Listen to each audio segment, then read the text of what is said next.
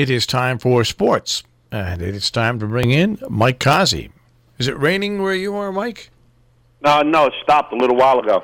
Hey, we just got off and on rain here, I tell you. It's like April showers. This is the month. 51 degrees. All right, well, let us get to sports. And let us get to baseball, where your favorite Skanky, I think, had more home runs yesterday than he had all of last year.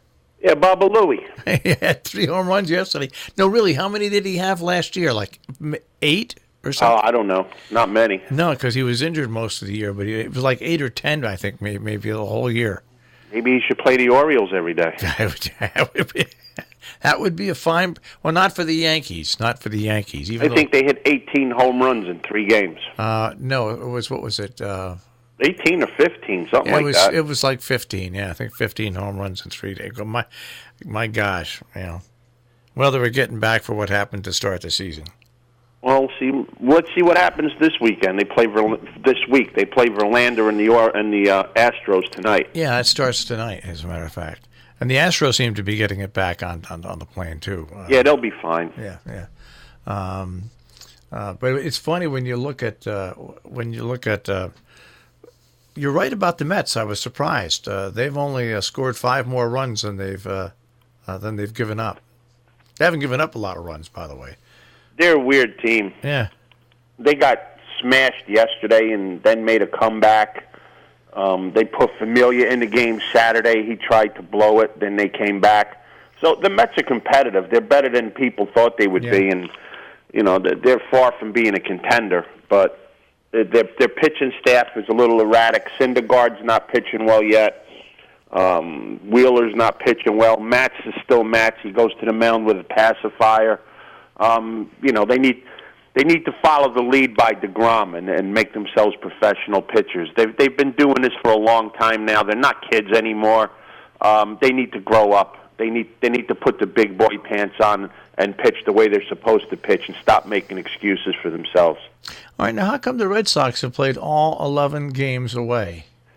I don't know. The only thing I can think of is they want teams that play in the North, like Chicago and Boston, Chicago hasn't played a home game yet, to play in better weather at least for a little while, which to me is really stupid. You can't play the first almost 2 weeks of the season on the road. It's just unfair to the teams. They broke camp almost 3 weeks ago, and they haven't been to their home park yet. No, I think that's stupid. I think it's just plain. That's stupid to the fans. It's stupid to the players. And not only that, not only did Boston not play at home, they opened up the season with a West Coast swing. Yeah, I'm sorry. That's just plain. But yeah, I can see maybe 2 or 3 games, 4 games, maybe 2 or 3 games. Maybe not at home. 5 tops, not 2 weeks. Yeah, but you're going to hear people that don't know what they're talking about saying, "Oh, well, it'll even up and they'll come." No, you don't play for 10 games, 12 games on the road. It's ridiculous. Yeah, no, 11 games, on the road. Especially on a West Coast trip. Yeah. No, I just think that's and nobody's pointed that out in sports. I don't know why not. Everybody's afraid to say what's true. They're afraid to be labeled something. Well, label me. It's stupid. Yeah, no, I don't think there's any doubt about it being stupid. Well, we agree on something. Yay.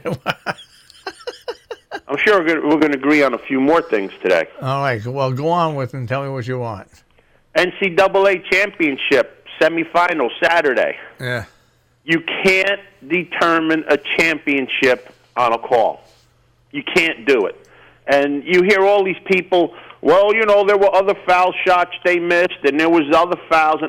When you put yourself in a position to win a game, and the referee or the umpire makes a bad call against you, it doesn't matter what happened previously because you still battle to the point to get you to the point to win the game. And Saturday night, Auburn got screwed. Not once, but twice in the last 5 seconds of the game. They had the lead against Virginia. It was a struggling game. Virginia was up big. Auburn came back, and Auburn's doing all this without their best player, mind you. They have the lead with like 5 seconds left to go.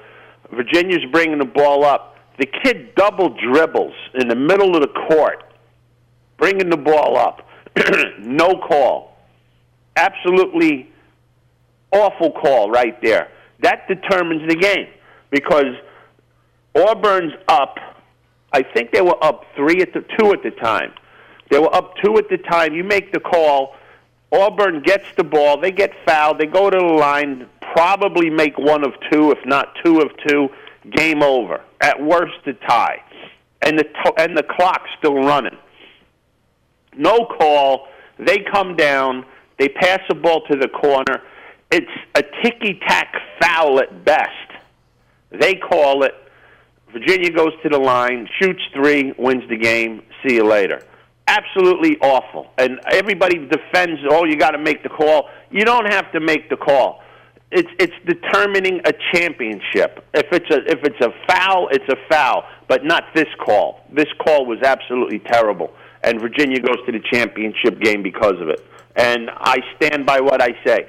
You don't make that call, and all of this stuff about what happened prior to the game is a lot of BS, because you put yourself in the position, regardless of what happened prior in the game, to win the game, and you can't have a referee blow or not blow his whistle to determine the outcome. It doesn't matter what sport you're talking about. When something other than the play on the field of play contributes to another team winning, it's just plain wrong.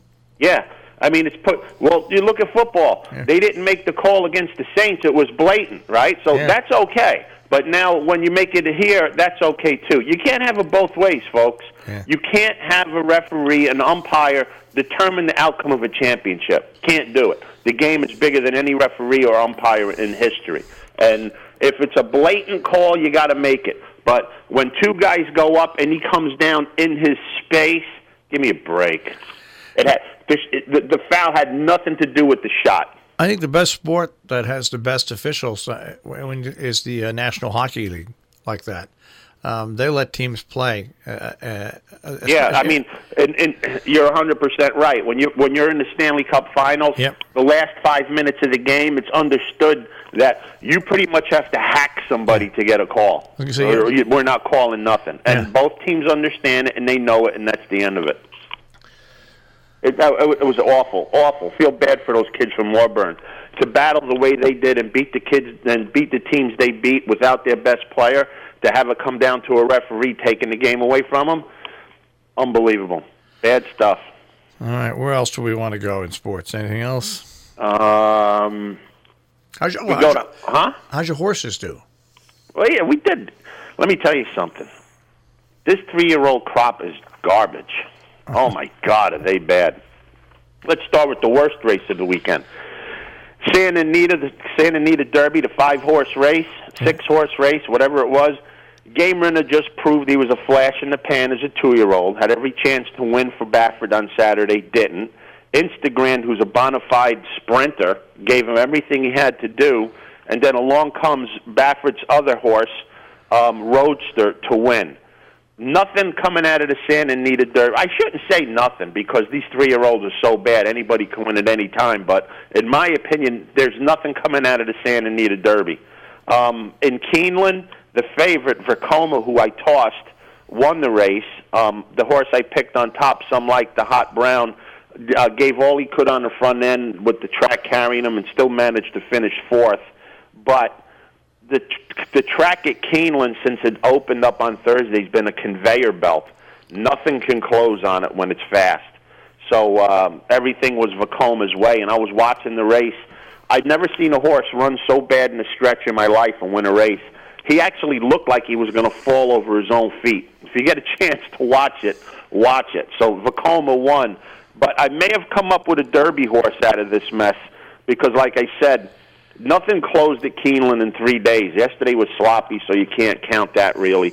The 8-horse who I used in my ticket, Win, was the only horse to make up significant ground at Keeneland in 3 days. So right now, as weak as it may be, that's my Derby horse, Win. And that's what we did at Aqueduct. We won in Aqueduct. With the Wood Memorial, we had all 3 horses right there. My top play was Tax, who he ran second, and it was a roughly run race. He could have got put up, but he didn't. They didn't make any disqualifications. But Tacticus and Hekal, they ran 1, 2, 3, 4. So we hit the exacta there for $45, and I think the try paid like $67 for $1. So we made a couple dollars with the Wood Memorial this weekend.